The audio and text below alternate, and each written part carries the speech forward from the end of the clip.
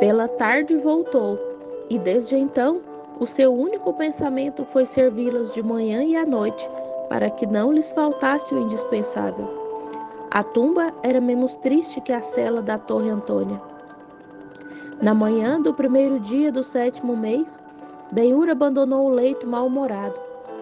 Depois da chegada de Maluque, este começara as suas pesquisas na Torre Antônia, dirigindo-se direta e ousadamente ao tribuno a quem referiu a história do Zur e os pormenores do acidente ocorrido a Gratos.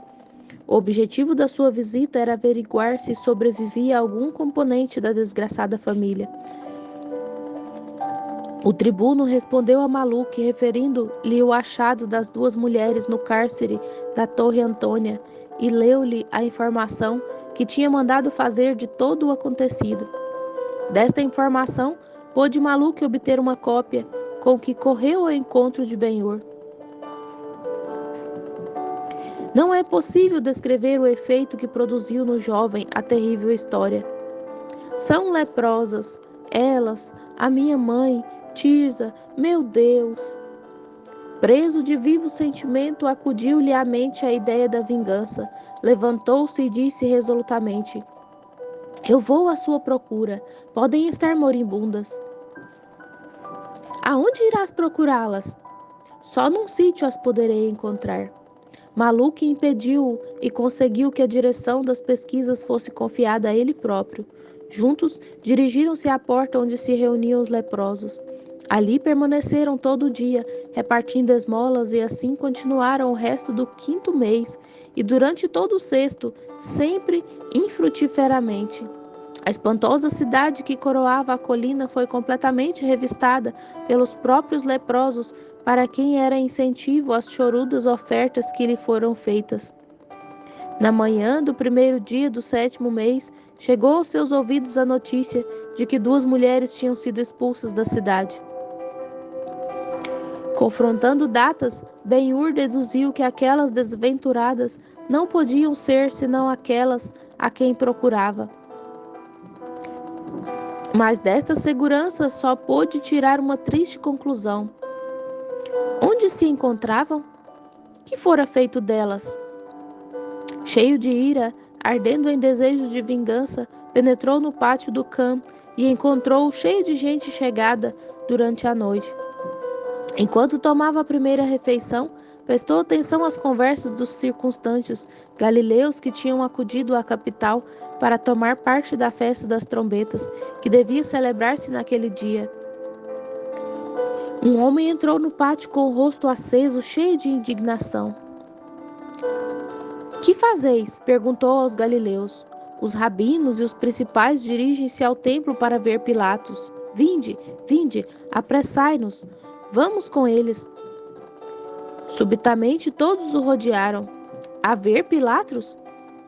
Descobriu-se uma iniquidade. O novo arqueduto de Pilatos vai ser pago com o dinheiro do templo. Como? Com o santo tesouro? Com o dinheiro de Deus. Que se atreva a tocar num só ciclo. Vinde, gritou o mensageiro. A manifestação está a atravessar a ponte. Pode necessitar de nós. Apressai-vos. Benhur adiantou-se na direção deles e disse-lhes: Homens de Galileia, sou um filho de Judá. Quereis-me convosco? Talvez tenhamos que lutar. Não serei o primeiro a fugir. A resposta foi do seu agrado. Pareces robusto, segue-nos. Benhur despojou-se do manto. Preveis que haja luta? Sim. Com quem? Com a guarda. Que armas tendes? Olharam-no silenciosamente. Bem, prosseguiu. Faremos o que pudermos, mas não seria melhor escolher um chefe? Os legionários têm um e, por isso, podem atuar como se os impelisse uma só vontade. Olharam-no com curiosidade, como se a ideia lhes parecesse nova. Pelo menos prometamos estar unidos, acrescentou. Eu estou pronto, e vós? Também o estamos. Chegaram aos muros do pretório, onde já tinham entrado os anciãos e os rabinos. À porta havia um centurião com um corpo de guarda completamente armado. Pelas portas de bronze continuava a entrar uma torrente de cidadãos, enquanto outra mais exígua saía. Que se passa? Perguntou o Galileu e um dos que saía. Nada, respondeu. Os rabinos estão diante da porta do palácio e pedem para ver Pilatos. Ele negou-lhes a audiência e eles mandaram-lhe dizer que não se moverão dali até serem atendidos. Entremos, disse Ben-Hur tranquilamente. A praça estava cheia de uma multidão exaltada. Todos tinham a vista fixa num pórtico e a intervalos ouvia-se esse grito. Pilatos, se és o governador, por que não sais? Aparece! De súbito, um homem abriu passagem por entre a multidão. O seu semblante estava incendiado pela cólera. Israel já não tem voz nem voto, gritou. Nessa santa terra não somos mais do que cães de Roma. Decorreu uma hora, e como Pilatos não se dignou a responder, os rabinos e a multidão não se moveram. Chegou o meio-dia e com ele um aguaceiro que caiu sobre os solicitantes. Mas não se notou a mais pequena mudança na situação. A vozearia continuava. Por vezes acrescentavam-se frases desrespeitosas. Pilatos só esperava que o povo lhe desse a oportunidade para recorrer à violência. E esta chegou. No meio da confusão, ouviu-se rumor de golpes, seguidos de gemidos e de dor e de raiva. A gente que estava atrás deles tentou avançar. Os que ocupavam o centro da praça esforçavam-se por escapar do tumulto. E por um instante o choque das forças contrárias foi terrível. Ben-Hur permanecia tranquilo. Podes ver o que se passa? Perguntou a um dos galileus. Não. Levantar-te-ei. Pegou o homem pela cintura e levantou-o ao alto. Uns homens espancam a multidão. Estão vestidos como hebreus. Quem são? Romanos. Tão certo como Deus existe. Romanos disfarçados de hebreus. As suas varas não respeitam ninguém. Agora caiu um rabino. Miseráveis. Ben-Hur depôs o homem no solo. Homens da Galileia, disse. É um ardil de Pilatos. Ataquemos estes homens. Sim, sim, responderam-lhe. Retrocedamos até as árvores da porta e veremos que a ideia de Herodes não é falha de utilidade. Segui-me. Dirigindo-se para ali com um passo rápido e pegando os ramos com todas as suas forças, arrancaram-nos dos troncos. Num instante ficaram todos munidos de nodosos cacetes. Ao voltar à praça, a multidão fugia perseguida pelos falsos hebreus. Arrimai-vos à parede, gritou Ben-Hur, e deixai passar os fugitivos. Assim o fizeram. As ordens de Ben-Hur eram fielmente seguidas, e os seus companheiros seguiram-no compactos por entre o gentio. Quando os romanos se encontraram frente a frente com os galileus ansiosos por lutarem e armados com iguais armas, ficaram surpreendidos. A gritaria aumentou, os cacetes chocaram-se com golpes secos e impetuosos. Nenhum cumpriu com seu dever melhor que Ben-Hur, cuja maestria e disciplina serviram admiravelmente nessa ocasião, porque não só sabia ferir e parar, mas porque a amplitude do seu braço, a sua perfeita habilidade e a sua força assombrosa lhe asseguravam a vitória. Era ao mesmo tempo soldado e capitão. Vigiava atentamente todos os pormenores da luta e com a voz e com o exemplo animava os seus amigos. As suas vozes infundiam tanto valor aos seus sequazes quanto temor aos contrários. Os romanos retiraram primeiro ordenadamente, depois dando as costas e fugindo. Os galileus quiseram persegui-los pelas escadas, mas Ben-Hur deteve-os. Alto, gritou-lhes. O centurião em breve chegará com a guarda. Eles têm espadas e escudos. Não podemos medir-nos com eles. Retrocedamos até a porta. Obedecendo-lhe, embora de má vontade, pois à vista dos seus conterrâneos que jaziam no solo, uns retorcendo-se e gemendo, outros pedindo auxílio, outros mudos como mortos, excitava sua ira. Mas nem todos os feridos eram hebreus, e isso era um consolo. Cães de Israel, detende-nos. Detende-vos, gritou o centurião ao ver que se iam embora.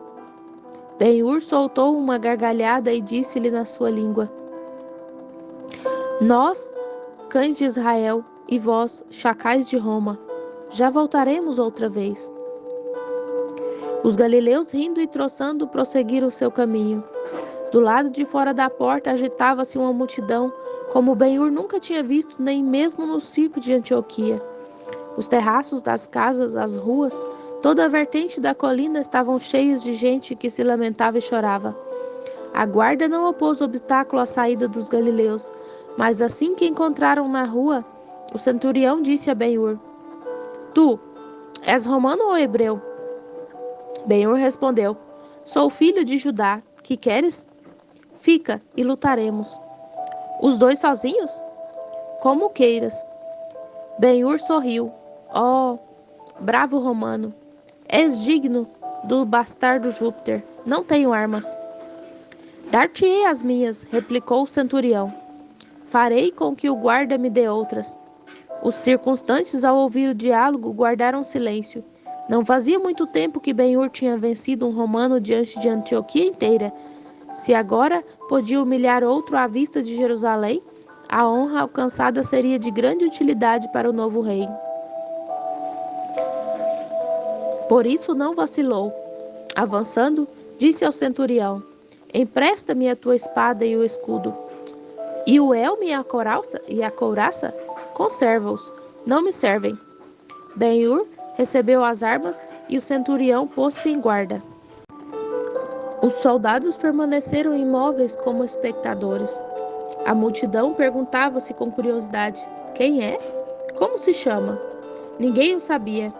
A supremacia das armas romanas consistia em 3 coisas: a submissão à disciplina, ordens das legiões em batalha e uma singular habilidade no manejo da espada.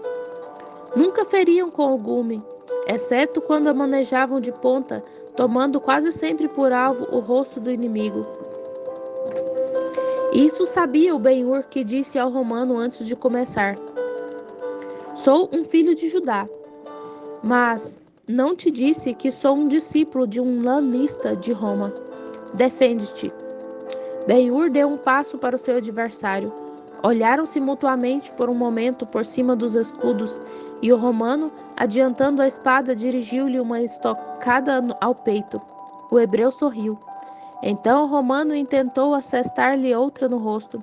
Ben-Hur esquivou-se para a esquerda rápido como um raio e atirou-se sobre o seu adversário, sujeitando sobre o próprio escudo o braço do inimigo. Deu um passo em frente e o outro para a esquerda, deixando o flanco direito do romano completamente a descoberto. Então feriu certeiramente o centurião, que caiu pesadamente de bruços. O hebreu tinha vencido. Com o pé sobre a espada do seu inimigo, levantou o escudo acima da cabeça, segundo o costume dos gladiadores, e saudou os soldados que estavam firmes diante da porta. Quando o povo compreendeu que a vitória era de Ben-Hur, ficou louco de alegria. De boca em boca, com a rapidez da luz, propagou-se a notícia, e em todos os lados as pessoas agitavam os xales e os lenços, aplaudiram e gritaram. E, se Ben-Hur o tivesse permitido, os galileus tê-lo-iam levado triunfalmente em ombros. Quando estava um pouco afastado da porta, disse aos galileus: Irmãos, portastes-vos bem. Separemo-nos agora, mas essa noite poderemos encontrar-nos no campo de Betânia. Ali, propor-vos-ei uma coisa que tem para Israel suma importância. Deste modo, Ben-Hur adquiriu a sua supremacia entre os galileus e preparou o caminho a maiores serviços em proveito da causa do rei que havia de vir.